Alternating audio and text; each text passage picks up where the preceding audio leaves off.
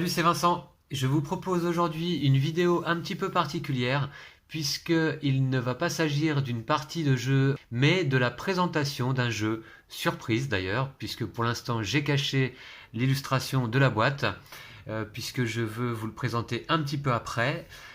C'est un jeu très spécial pour moi, un jeu que je m'étais procuré lorsque j'avais 13 ans, en 1989, qui était édité par le cultissime Jeu des cartes, dont certains connaisseurs parmi vous ont peut-être reconnu une partie ici du logo. Dans mon souvenir, bon, c'est un jeu qui était assez adulte, en tout cas à l'âge que j'avais à ce moment-là. Un jeu passionnant, fascinant, dont les règles restaient un petit peu obscures, cela dit, hein. Et pourtant, aujourd'hui, je découvre qu'il y a simplement 9 pages de règles et ça n'a pas l'air très compliqué en soi. Alors, c'est un jeu de Steve Jackson. Alors, effectivement, vous pouvez voir là, ici au bas de la boîte, la licence de Steve Jackson Games. Alors, Steve Jackson, un auteur de jeux assez célèbre, qui a notamment imaginé le jeu Car Wars, dont j'avais pu obtenir à l'époque d'ailleurs un échantillon dans le magazine Jeux et Stratégie auquel j'étais abonné à ce moment-là. Et c'est un excellent magazine qui a malheureusement disparu dans le courant des années 90. Et puis Steve Jackson, c'est également l'auteur d'un autre jeu un peu plus connu, Munchkin, hein, qui a été décliné en pas mal de versions. Alors, le jeu que je vais vous faire découvrir aujourd'hui était initialement sorti en 1982 en version originale, en anglais, et avait été réédité dans une deuxième édition, édition Deluxe, en 1987. Et donc, il a été localisé en français par les éditions Jeux des cartes en 1989, l'année où j'ai pu me procurer le jeu. Il y a également une autre version du jeu qui est sortie en 1994 sous le sous-titre de New World Order, mais qui, à ma connaissance, n'a jamais été traduit en français là pour le coup. C'est un jeu qui est resté assez culte dans la culture populaire et geek ludique, on va dire. Et d'ailleurs, c'est assez drôle puisqu'une extension sort cette année en anglais qui s'appelle Alternative Truth. Alors, on va pouvoir donc découvrir de quel jeu il s'agit. Peut-être que certains d'entre vous l'ont déjà deviné. Eh bien, aujourd'hui, je vous fais découvrir le jeu Illuminati. Voilà, Illuminati, le jeu des grands conspirateurs, dont l'illustration là sur la boîte est de David Martin. On voit une date, octobre 1981. Un jeu pour 2 à 6 joueurs. Et puis, voilà le logo des éditions Jeux des cartes. Et, effectivement, très célèbre, donc assez culte, hein. Alors, Illuminati, qu'est-ce que c'est? Eh bien, c'est un jeu où chacun des joueurs va prendre la tête d'un groupe d'illuminés conspirant pour prendre le contrôle d'autres groupes de pression afin au final de dominer le monde, hein. C'est l'objectif de chaque joueur. Alors, on repérera que dans le jeu, il y a un thème étonnamment encore assez actuel, bien qu'aujourd'hui, il n'y a plus autant de secrets d'État comme dans les années 80, puisque à l'ère d'Internet, tout se sait, hein, presque dans l'immédiateté. Mais aujourd'hui, on a beaucoup de théories du complot et beaucoup de complotistes. Alors, c'est un thème qui est pas mal repris dans le jeu. Donc, je vais pouvoir ouvrir immédiatement la boîte. Voilà. Et donc, on va découvrir le matériel à l'intérieur de cette boîte de jeu Illuminati. Je vais enlever ce support. Voilà. Et donc, on découvre d'emblée le livret de règles. Alors, le livret de règles, donc on voit création Steve Jackson. Donc, cette version, je me la suis procurée d'occasion, là, hein. Évidemment, hein, le jeu n'est plus édité du tout, en tout cas, sous cette version. Et c'est exactement la même version du jeu que j'avais donc en 1989. Exactement la même. Donc, ça me rappelle évidemment beaucoup de souvenirs. On voit ici 1989, jeu des cartes. Hein, voilà. Illuminati et la pyramide qui voit tout sont des marques déposées par Steve Jackson Games. Et ce qui est drôle, bien sûr, à l'époque, jeu des cartes, 5 rue de la Baume, 7508 Paris. Si on voulait les contacter, eh bien on pouvait faire un courrier en y assurant d'y joindre une enveloppe timbrée pour la réponse. Hein, aujourd'hui, à l'heure d'Internet, évidemment, tout ça est bien dépassé. Hein. Alors le livret de règles que on va pouvoir découvrir ensemble, avec ici la table des matières, le nombre de joueurs. Alors Illuminati, a priori, c'est un jeu plutôt idéal à 4 joueurs. Car en effet, bon, il y a un système d'alliance possible entre les joueurs. Les joueurs peuvent se donner de l'argent ou des groupes de pression. Ils peuvent s'associer pour détruire un adversaire commun. C'est un jeu qui est fait de coups bas, de trahison, de corruption, de jeux d'influence, de promesses, de menaces. Et donc on verra que la règle inclut même un chapitre, une variante sur des règles de triche qui sont possibles. Et les joueurs peuvent se retrouver également plusieurs à partager la victoire. Donc, la table des matières, les règles de base, les voici. Donc, je vous parlais de 9 pages. En effet, but du jeu, mise en place, séquence de jeu. Les groupes, hein, avec leurs capacités, leurs pouvoirs particuliers. Les attaques, on va découvrir tout ça ensuite dans le matériel. C'est un jeu effectivement qui va être principalement axé sur des attaques. Attaques pour la prise de contrôle de groupe. Voilà. Et puis, les interventions. On peut intervenir dans les attaques qu'initient d'autres joueurs. Les transferts d'argent. C'est un jeu où on va manipuler beaucoup d'argent. Les actions libres, bon, qui sont très simples. C'est surtout, par exemple, vérifier ses propres trésoreries, donner des cartes événements ou de l'argent à d'autres joueurs, soutenir une attaque, abandonner des groupes, utiliser une carte événement. Voilà. Les dons, les échanges, et puis enfin ici donc intimidation et diplomatie, les cartes d'événement, l'élimination d'un joueur et les conditions de victoire pour la partie. Donc tout ça constitue environ 9 pages. On a tout de même des règles avancées pour éventuellement augmenter la durée de jeu. Des parties à plus de 6 joueurs, c'est possible, même si c'est pas conseillé. Dissimuler nos cartes illuminées de départ, pourquoi pas, ça peut se faire également. Dissimuler les conditions de victoire également. Organiser les tours différemment, avec une succession particulière. Les fameuses règles de triche. Voilà, ça c'était donc les règles avancées. Et puis on a toute une section sur la stratégie, qui nous explique donc comment sont organisées les structures de pouvoir, les négociations. Et puis, chaque illuminé. Donc ça, on va découvrir ça un petit peu après. Je passe. Donc on a un guide stratégique assez complet. Et puis on a ici un référencement de l'ensemble des groupes de pouvoir, des groupes de pression, pardon, disponibles dans le jeu sous forme de cartes. Hein. Voilà, donc on pourra voir ça un petit peu plus en détail également. Une petite bibliographie sur les différents livres et documents que l'on pourrait se procurer si l'on est intéressé par le thème de la conspiration, hein, justement. Voilà, et puis un récapitulatif, en fait, une aide de jeu. Hein, déjà à l'époque, vous voyez, au verso, en 4e de couverture du livret de règles, une aide de jeu récapitulative. Voilà. Alors, ensuite, j'ai mis ici 2 petites planches de carton parce que, en effet, le jeu, lorsqu'il est posé à la verticale, eh bien, l'ensemble des jetons que vous pouvez apercevoir ici ont tendance à sortir de leur case et c'est un problème que j'avais de façon récurrente à l'époque d'ailleurs. Mais je prenais toujours beaucoup de plaisir à retrier les jetons parce qu'on va voir qu'il y a différentes valeurs. Alors, qu'est-ce qu'on a dans le jeu ? Un matériel assez sobre, hein, vous voyez une boîte, une assez grande boîte, mais dans laquelle il y a peu de choses finalement, mais un thermoformage tout de même. Alors, on va retrouver d'abord les cartes d'illuminés. Alors ça, les illuminés, ce sont justement les cartes que chaque joueur va contrôler en début de partie. On va, je crois, les tirer au sort, et puis chaque joueur va contrôler donc un groupe d'illuminés, représenter en fait un groupe d'illuminés. Donc on a le triangle des Bermudes, on a le réseau, on a la société de Discord, on a également la secte des assassins, les gnomes de Zurich, les illuminés de Bavière, les ovnis et les servants de Cthulhu, et le triangle des Bermudes, ben on l'a déjà vu. Voilà, donc le thème de Cthulhu déjà à l'époque, hein, bien sûr, dans les jeux de société. Et donc on va les découvrir un petit peu plus avant lorsque je vais vous montrer leur pouvoir et leurs caractéristiques particulières. Je vais mettre les cartes ici. Donc un premier groupe de cartes, les illuminés, que l'on contrôle début de partie, en fait, c'est notre groupe de départ. Là, nous avons les cartes d'événements. Alors vous voyez donc la sobriété des cartes dans cette édition. À l'époque, évidemment, les illustrations étaient peu nombreuses.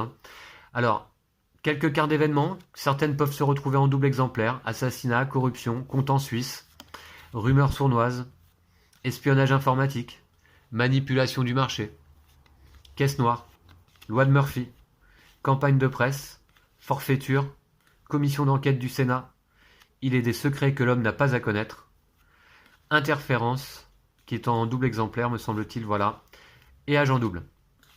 Voilà, on a fait le tour. Voilà pour les cartes d'événements. Donc, on a également dans le jeu des cartes, les cartes des fameux groupes de pression. Et ça va être là le principal du matériel.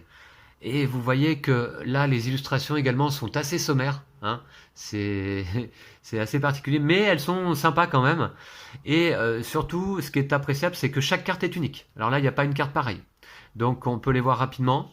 Les robots monstres des mers, donc les fameux groupes de pression que nous, en tant qu'illuminés, on va essayer de contrôler, qui eux-mêmes vont pouvoir contrôler d'autres groupes. C'est-à-dire que si on contrôle le Pentagone, par un système de fléchage, on va assembler les cartes les unes entre elles.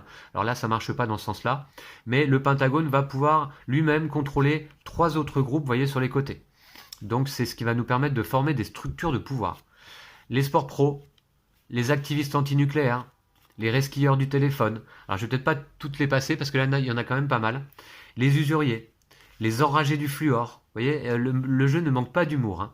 Les nazis sud-américains, les agences de pub, les téléclips, et oui, et on a toujours ça aujourd'hui, les gangs motocyclistes, l'association des génies du mal pour des lendemains qui chantent, vous voyez, avec le trait violent et marginal, les petits commerces, les duplicateurs génétiques, alors là, c'est encore plus actuel peut-être aujourd'hui, avec les progrès de la science, les trekkies, l'armée de libération totale.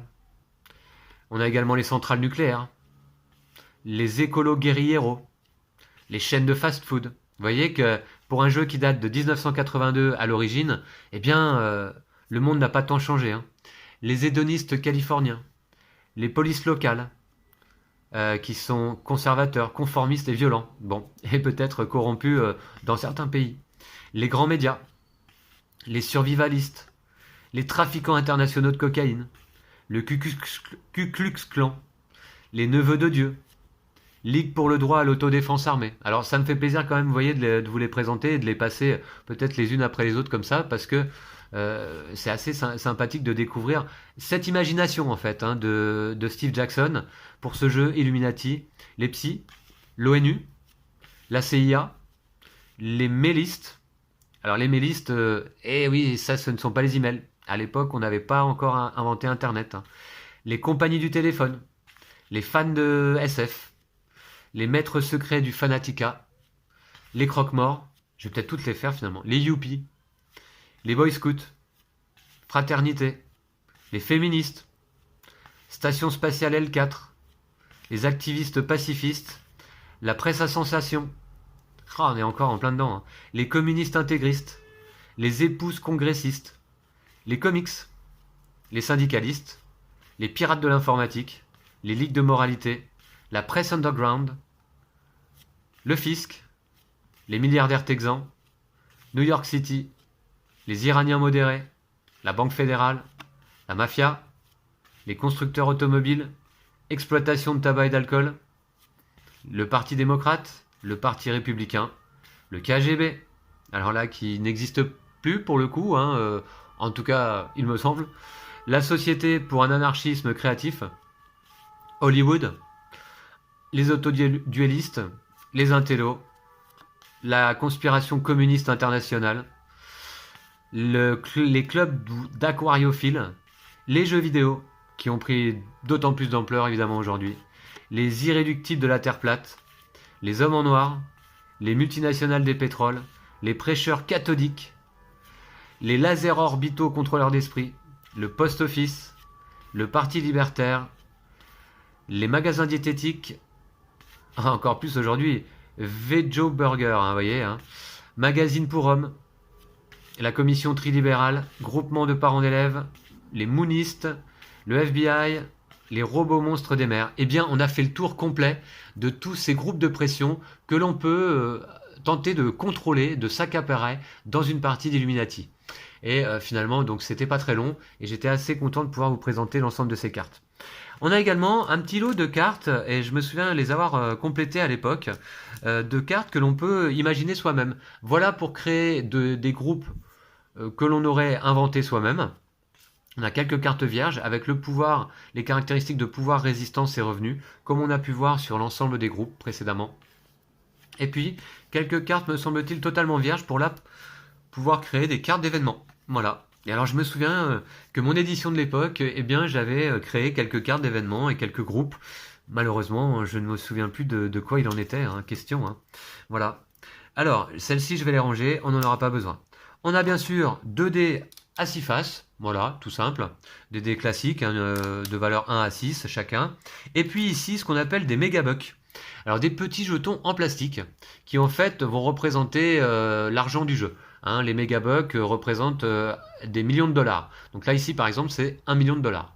Voilà, donc on a des mégabucks de valeur 1, 2, 3, 5 et là-dedans 10, 20 et 50. Voilà. Donc, comme je vous disais, on va manipuler beaucoup d'argent pendant la partie. Et ces mégabucks en plastique, hein, des petits jetons durs comme ça, eh bien, je les appréciais beaucoup à l'époque. Ça changeait des traditionnels billets de banque en papier, du Monopoly ou de la Bonne Paye. Hein. Chaque joueur va contrôler un illuminé différent, avec un pouvoir et une caractéristique différente des autres. C'est-à-dire qu'en fait, on est devant un jeu asymétrique, ce qui certainement était assez novateur pour l'époque. Hein. Donc, d'ailleurs, on va découvrir un petit peu les caractéristiques de chaque groupe d'illuminés. Alors, qui se retrouvent ici. Et par exemple, on a les gnomes de Zurich. Alors, je vais essayer de retrouver la carte. Voilà, je vais les disposer comme ça. Les gnomes de Zurich. Alors, on voit que les gnomes de Zurich peuvent déplacer leur argent librement à la fin de leur tour. Ça, c'est leur pouvoir particulier. Leur pouvoir est de 7 et 7. Alors ça, c'est le pouvoir d'attaque. Et ça, c'est le pouvoir de, comment s'appelle-t-il, pour comment dire, soutenir. Le pouvoir de soutien, pour soutenir l'attaque d'un autre groupe. Et les revenus des gnomes de Zurich à chaque tour. Alors évidemment, ce sont eux qui ont les plus gros revenus. Alors, les gnomes de Zurich, en fait, là, dans la règle, vous voyez, par exemple, nous dit, c'est l'ancien surnom des banquiers suisses, réputés être les maîtres financiers du monde. Non seulement ils disposent de grosses sommes d'argent, mais ils peuvent le transférer aussi rapidement que facilement. Ils ont également des intérêts dans toutes les affaires qui se rapportent à la monnaie. Alors, chaque illuminé a un pouvoir particulier, mais également un objectif particulier. Alors, il y a un objectif global pendant la partie, qui va être, par exemple, à 2 joueurs, de contrôler 13 groupes de pouvoir, par exemple, hein, dans notre structure de pouvoir. Puisque, en fait, donc vous voyez, je vous ai expliqué rapidement, mais à partir de notre illuminé, on va pouvoir assembler des cartes ici. Alors, Robot Monstre des Mers, vous voyez, dans le sens de la flèche. Robot Monstre des Mers lui-même ne peut pas contrôler d'autres groupes. Mais admettons que j'aurais mis ici Sport Professionnel de ce côté-là. Eh bien, depuis Sport Professionnel, je vais pouvoir contrôler également les Punk Rockers. Et puis, ou le Pentagone, ici, qui lui-même pourra contrôler d'autres groupes. Donc, on va se constituer comme ça des structures de pouvoir un peu de cette façon-là. Vous voyez comme c'est montré ici. Voilà. Alors, donc chaque illuminé a un objectif particulier. Donc je ne vais pas vous lire le texte de chacun des illuminés, mais vous voyez que c'est assez détaillé. Ça nous donne des conseils lorsqu'on les joue et également lorsque l'on est adversaire de ces groupes. Hein, donc quelques conseils stratégiques. Voilà, donc par exemple, je peux vous donner les conditions spécifiques de victoire des différents groupes tout de même. Vous voyez que les gnomes de Zurich, leurs conditions de victoire particulières, en dehors du fait de contrôler 13 groupes lorsqu'on est 2 ou 3 joueurs, eh bien, est de totaliser 150 mégabucks, répartis sur les trésoreries de leur structure de pouvoir tout entière. Les illuminés de Bavière, eux, donc on les a vus, ils sont où? Les illuminés de Bavière, eh bien, ils sont ici. Leur objectif particulier, c'est de contrôler un certain nombre de groupes totalisant 35 points minimum de pouvoir. Le pouvoir, c'est le chiffre qui est ici avant le slash. Voilà. Y compris leur propre pouvoir de 10. Voilà. Les ovnis, eux, leur objectif, alors leur pouvoir déjà, c'est ce groupe d'illuminés peut participer à 2 attaques par tour, au lieu d'une. Et au début de la partie, le joueur de 7 illuminés choisit l'une des 7 conditions de victoire spécifiques décrites ici, donc l'une des 7 autres conditions, et l'inscrit en secret sur un morceau de papier. Donc les ovnis, eux, pendant la partie, ont un objectif secret. Vous voyez, c'est vraiment très asymétrique. Le réseau, leur pouvoir, c'est de retourner 2 cartes au début de leur tour, et leur objectif, contrôler un certain nombre de groupes totalisant 20 points minimum de pouvoir transférable. Le pouvoir transférable, ben voilà, c'est le pouvoir de soutien dont je parlais, c'est le chiffre qui est après le slash. Voilà. La secte des assassins, ici, leur objectif, c'est de contrôler 6 groupes violents. Parce qu'on a vu que chaque groupe a des traits. Ici, par exemple, pour Robot Monstre des Mers, violent et communiste. Ici, pour Pentagone, gouvernemental, violent et conformiste, par exemple. Et il y a en tout pas mal de traits qu'on découvre ici, avec des orientations en plus soit identiques, soit différentes. Gouvernemental, par exemple, est l'opposé de communiste. Libéral est l'opposé de conservateur. C'est un jeu assez politique, vous voyez. Pacifique est l'opposé de violent. Conformiste est l'opposé de marginal. Criminel n'a pas d'opposé. Et fanatique, 2 groupes fanatisés quelconques se considèrent respectivement comme opposés. Voilà. Les servants de Cthulhu doivent détruire 8 groupes pour gagner la partie. Ou toujours donc contrôler un certain nombre de groupes dans leur structure de pouvoir. Ça, c'est l'objectif commun à tous les joueurs.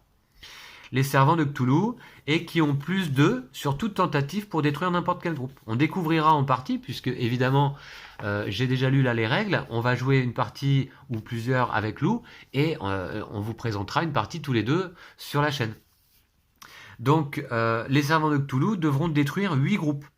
La société de Discord, qui se trouve ici, alors là, le pouvoir, plus 4 sur toute tentative pour contrôler des groupes marginaux, immunisés à toutes les attaques de groupes gouvernementaux ou conformistes. Eh bien, la société de Discord devra contrôler 5 groupes marginaux. Ok, c'est son objectif. Et le triangle des Bermudes, enfin, devra contrôler un certain nombre de groupes reflétant les 10 orientations différentes du jeu, qu'on a vu précédemment. Et son pouvoir, au triangle des Bermudes, peut réorganiser ces groupes librement à la fin de son tour. Donc vous voyez que le jeu a l'air extrêmement intéressant, malgré le fait qu'il va y avoir quand même pas mal de hasard, puisqu'en fait, on va résoudre tous les combats à coups de lancer de dés, mais on va pouvoir également dépenser de l'argent pour se donner plus de chances lors des combats. Alors c'est pas vraiment des combats, c'est des attaques, pour des prises de pouvoir. On peut en effet organiser des attaques soit pour contrôler de nouveaux groupes, soit pour neutraliser des groupes d'adversaires, qu'on remettrait par exemple en jeu, soit pour les détruire carrément et les retirer de la partie. Et on peut, comme je vous le disais au tout début, intervenir dans les attaques des adversaires. Alors là, à 2 joueurs, il y aura moins d'intervention certainement, mais voilà, à voir donc ce que donne le jeu aujourd'hui. Dans mon souvenir, il était excellent. C'est un jeu culte pour moi. À l'époque, je jouais certainement pas avec l'ensemble des règles tel qu'il le fallait, mais voilà, j'ai envie de le découvrir aujourd'hui, voir ce que ça donne. Est-il démodé ce jeu aujourd'hui ou tient-il encore la route? Eh bien, ça va être la surprise et vous découvrirez ça avec nous lors d'une partie la prochaine sur la chaîne. Donc je vais remettre les cartes de groupe de pression ensemble. Les illuminés sont ici.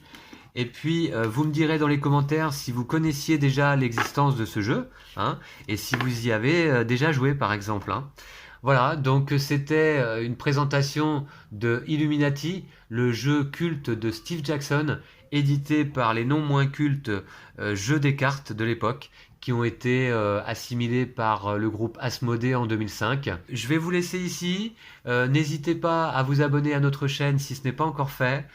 Et puis, on se retrouve donc très vite pour une partie notamment d'Illuminati. D'ici là, prenez soin de vous et de vos jeux de société. Ciao, ciao.